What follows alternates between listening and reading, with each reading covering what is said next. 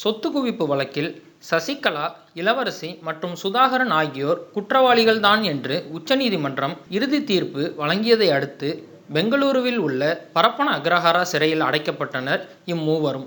சிறையில் அடைக்கப்பட்ட சசிகலாவை வழக்கறிஞர்களும் அதிமுக நிர்வாகிகள் மற்றும் அமைச்சர்களும் அடிக்கடி சந்தித்து ஆலோசனை செய்து வருகின்றனர். சசிகலாவை தமிழக சிறைக்கு மாற்றுவதற்காகவே இந்த ஆலோசனைகள் நடந்து வருவதாக கூறப்பட்டது. இதையடுத்து சசிகலாவிற்கு பெங்களூரு சிறையில் உரிய பாதுகாப்பு இல்லை என்றும் அவரது உயிருக்கு அச்சுறுத்தல் உள்ளதால் அவரை தமிழக சிறைக்கு மாற்ற வேண்டும் என்றும் சிறை நிர்வாகத்திடம் கோரிக்கை வைக்கப்பட்டது. குறிப்பாக சிறையில் அடைக்கப்பட்டுள்ள சசிகலா தங்கியுள்ள அறையின் பக்கத்து அறையில் தங்கியிருந்தவர் சயனைடு மல்லிகா.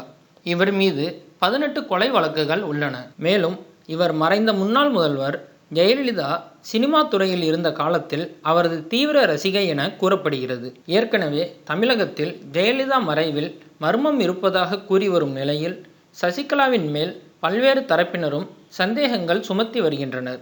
இதனால் சயனைடு மல்லிகாவால் சசிகலாவுக்கு ஆபத்து ஏற்படும், எனவே அவரை தமிழக சிறைக்கு மாற்ற வேண்டும் என கோரிக்கை வைக்கப்பட்டது. ஆனால் எந்தவித முன்னறிவிப்பும் இல்லாமல் சயனைடு மல்லிகாவை பரப்பன அக்ரஹாரா சிறையில் இருந்து பெல்காம் சிறைக்கு மாற்றியுள்ளனர் சிறை அதிகாரிகள். மேலும் இதுபோன்ற செய்திகளை தொடர்ந்து பெற்றிட தமிழ் ட்ரெண்டிங் சேனலை சப்ஸ்கிரைப் செய்யுங்கள். உங்கள் கருத்துக்களை கமெண்டில் பதிவிடுங்கள். நன்றி.